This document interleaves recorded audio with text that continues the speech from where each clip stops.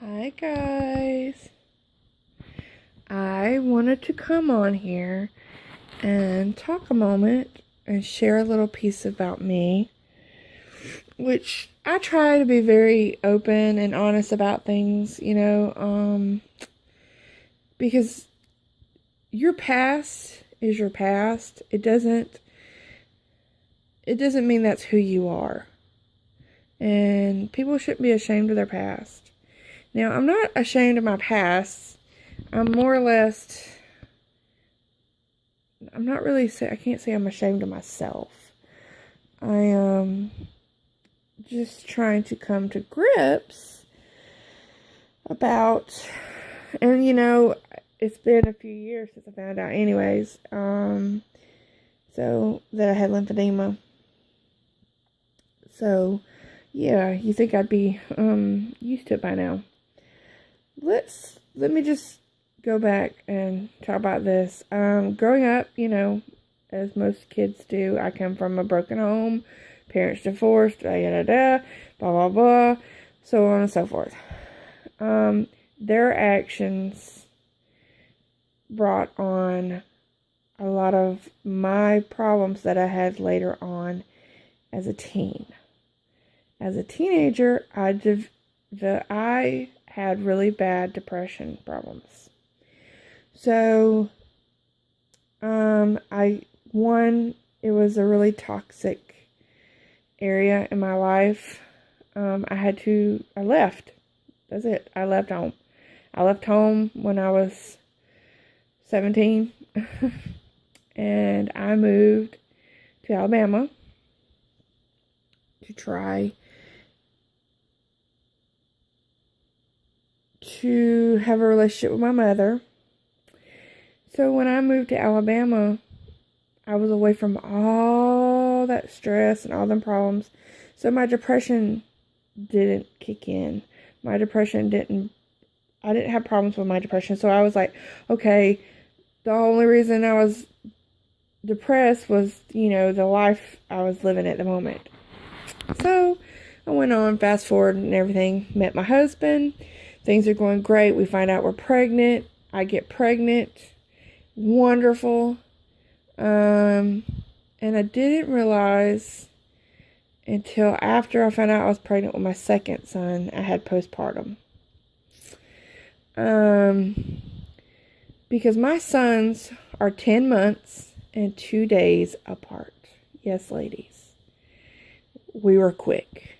And they are very close in age. You might as well say I had twins. So anyways, while I'm pregnant with my second son, I didn't want to come to grips that I was really pregnant. I kept saying, no, I'm not pregnant. And I was like in my 4th or 5th month when I finally realized, okay, you're pregnant. You're pregnant. I was developing depression problems again. I went to my OBGYN. I said, look, I know what's wrong with me. Is there anything we could do to help this? Because I don't want it to escalate. And I want to know, is there anything I could take that won't hurt my baby?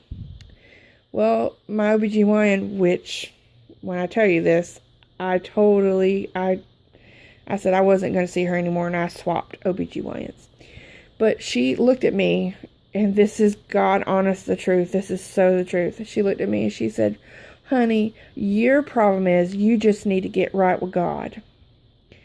First of all, I believe in God. Secondly, I understand prayer is like that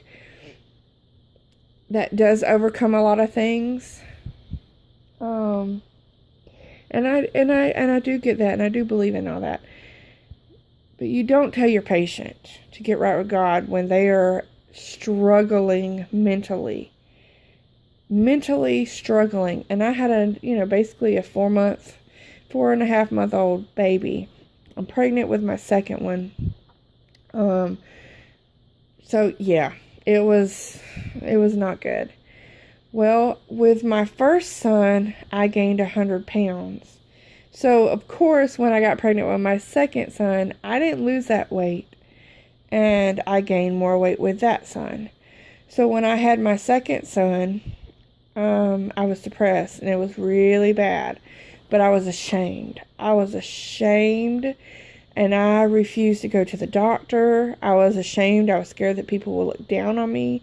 I had put it in my head that I can beat this. I don't need medication.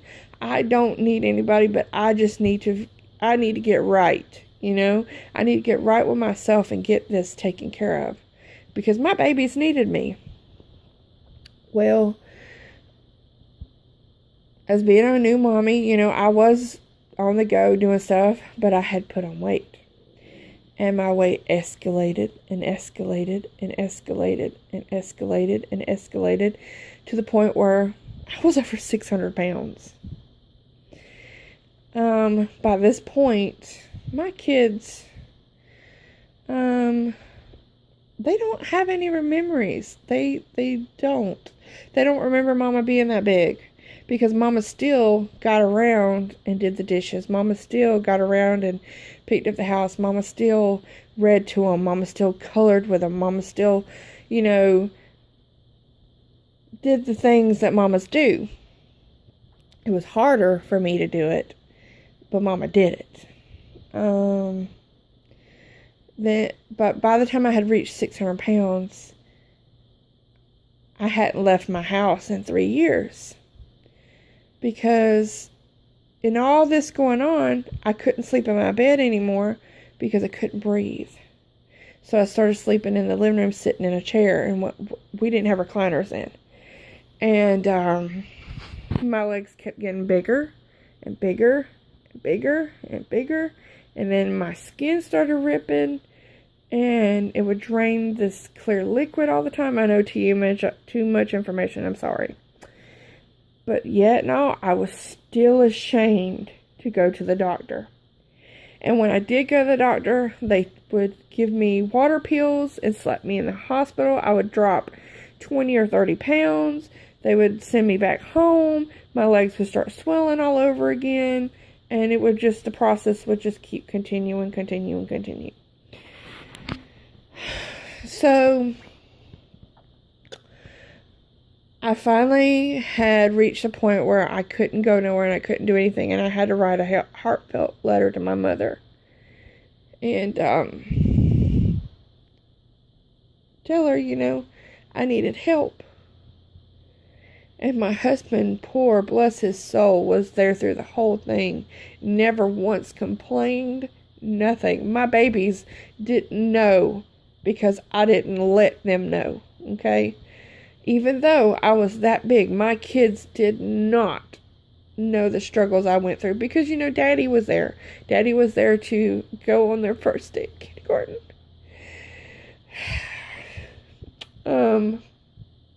Daddy was there to walk them to the bus. So anyways, I finally broke down and I told my husband I wanted him to take the kids and leave. Because I couldn't walk. I couldn't get out of the house. I couldn't go down the steps. I couldn't take care of myself anymore because I couldn't lift my legs. They were so heavy. And they were just so big. And they hurt all the time and I couldn't move. By this time, I'm still cooking and washing dishes, but I'm having to sit in a chair and wash dishes and cook. I was doing it, but I had to sit down and do it. So, yeah. I told my husband to take the kids and go because I had put it in my head I didn't belong here. And that was my lowest point. My lowest point. Excuse me.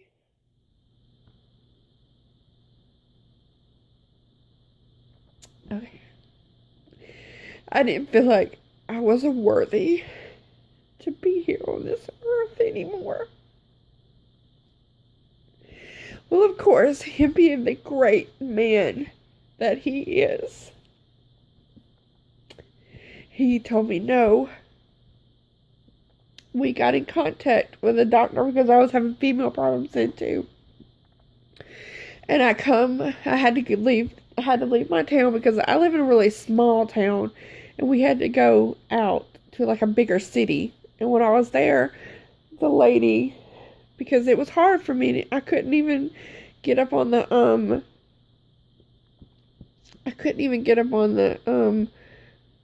the tables. They couldn't weigh me. They couldn't do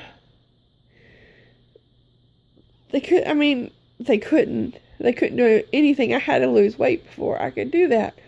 Well, they got me on this table to help, and everything, and check me out and stuff.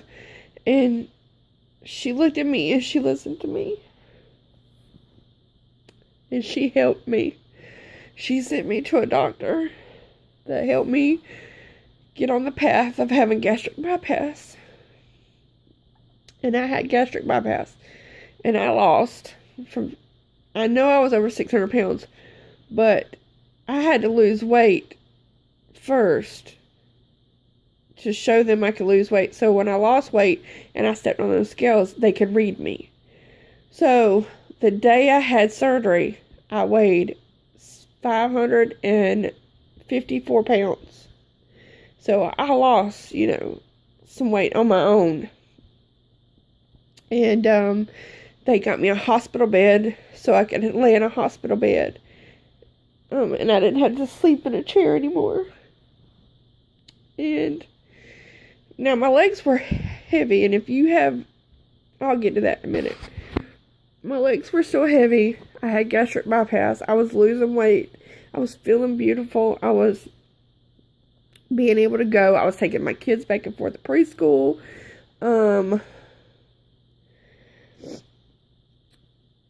I was participating in school stuff now, but my legs were not going down. My legs weren't going down. Everything else was getting small. My legs were getting big.